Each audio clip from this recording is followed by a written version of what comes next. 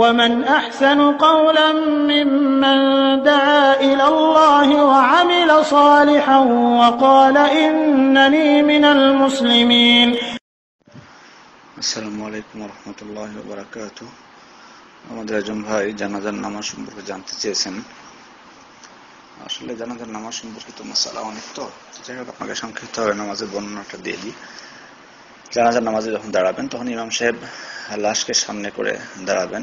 যদি পুরুষ হয় তো তার মাথার কাছে, এবং যদি মহিলা হয় তার কোমর বরাবর দাঁড়াবেন। আর পিছনে মুসল্লিরা দাঁড়াবেন। তারপর সালাত শুরু করবেন। প্রথম তাকবীর দেওয়ার পর সূরা ফাতিহা পড়বেন। সূরা ফাতিহার সাথে অন্য একটি সূরা, ছোট্ট সূরা যোগ করা যায়, ছোট্ট একটি সূরা যোগ করা যায়। যদি যোগ করতে চান করতে পারেন, কোনো সমস্যা নেই। তারপরে তাকবীর দিবেন। তাকবীর দেওয়ার পর দুরূদ শরীফ পড়বেন, আল্লাহুম্মা সাল্লি আলা মুহাম্মাদ ওয়া আলা আলি মুহাম্মাদ। তারপর আল্লাহুম্মা বারিক আলা মুহাম্মাদ ওয়া আলা আলি মুহাম্মাদ, এই দুরূদ শরীফ পড়বেন। দুরূদ শরীফ পড়ার পর আবার তাকবীর দিবেন। তাকবীর দেওয়ার পর জানাজার যে দোয়াগুলো আছে, যেগুলো বর্ণিত হয়েছে সহিহ হাদিসে, সেই দোয়াগুলো পাঠ করতে পারেন। বিভিন্ন দোয়া আছে, যেমন আল্লাহুম্মা ইগফির লাহু ওয়ারহামহু ওয়াআফিহি ওয়া'ফু আনহু ওয়াকরিম নুজুলাহু ওয়াসি মাদখালাহু ওয়াগসিলহু বিল-মাই ওয়াস-সালজি ওয়াল-বারাদ ওয়ানাক্কি মিনাল খাতায়া কামা ইউনাক্কা আস-সাওবুল আবয়াদু মিনাদ দানাস ওয়া'আবদিলহু দারান খায়রাম মিন দারিহি ওয়া আহলান খায়রাম মিন আহলিহি ওয়া যাওজান খায়রাম মিন যাওজিহি ওয়া'আদখিলহুল জান্নাহ ওয়া'আইযহু মিন আযাবিল কবরি ওয়া মিন আযাবিন নার। তারপরে আল্লাহুম্মা ইগফির লিহাইয়িনা ওয়া মাইয়িতিনা ওয়া শাহিদিনা ওয়া গায়িবিনা ওয়া সগীরিনা ওয়া কাবীরিনা ওয়া যাকারিনা ওয়া উনসানা। আল্লাহুম্মা মান আহইয়াইতাহু মিন্না ফাআহইহি আলাল ইসলাম ওয়া মান তাওয়াফাইতাহু মিন্না ফাতাওয়াফাহু আলাল ঈমান। আল্লাহুম্মা লা তাহরিমনা আজরাহু ওয়া লা তাফতিননা বা'দাহু। এগুলো আপনি পড়তে পারেন, দোয়াগুলো পড়ার পর তারা আবার তাকবীর দিয়ে তারপর সালাম ফিরিয়ে দিবেন। সালাম দুই দিকে ফিরাবেন, তবে একদিকে সালাম ফিরানোর হাদিস আছে। যেহেতু আমাদের দেশে দুই দিকে ফিরানো হয়, তো সেহেতু দুই দিকে ফিরাবেন। আর নামাজ শুরু করার পূর্বে অনেকে দেখা যায় যে স্যান্ডেল জুতা খুলে ফেলেন।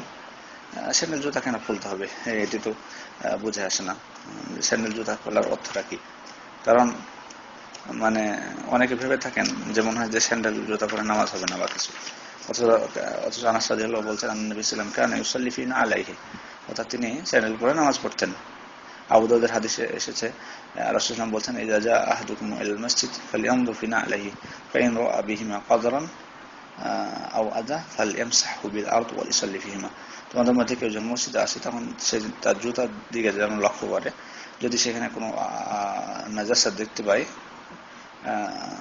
তাহলে সে যেন তার মাটিতে মুছে ফেলে, ঘষে ফেলে এবং সেটাতে নামাজ পড়ে নেয়। তবে এটি আবার মসজিদে অবশ্য প্রবেশ করা যাবে না, কারণ এখনকার মসজিদ তো তখনকার মসজিদের মতো না। তখন মাটির মসজিদ ছিল, এখনকার মসজিদে তো কার্পেট বিছানো হয়, তারপরে টাইলস বসানো হয়েছে। এগুলো পরে তো স্যান্ডেল পরে নিয়ে ঢুকলে মসজিদ নোংরা হয়ে যাবে। এটি হলো জানাজার নামাজের ক্ষেত্রে বলছি, কারণ জানাজার নামাজ তো বাইরে হয়, মাঠে হয়, সেজন্য এটা বলছি যে মাঠে হলে স্যান্ডেল কেন খুলবেন আপনি আপনার। আর স্যান্ডেল খুলে অনেকে কি করে, স্যান্ডেলের উপরে আবার মানে পা দিয়ে রাখে। তো যদি আপনার নাজাসাত লেগে থাকারই সম্ভাবনা থাকে তো আপনি ওর উপরে এখানে পা দিবেন। সুতরাং এটি খোলার কোনো প্রয়োজন নেই, স্যান্ডেল খোলার কোনো প্রয়োজনই নেই। স্যান্ডেল পরে জানাজার নামাজ পড়বেন, এতে কোনো সমস্যা নেই, আর এটি হলো সংক্ষিপ্তভাবে জানাজার নামাজের বিবরণ। আশা করি বুঝতে পেরেছেন। আসসালামু আলাইকুম ওয়া রাহমাতুল্লাহি ওয়া বারাকাতুহু।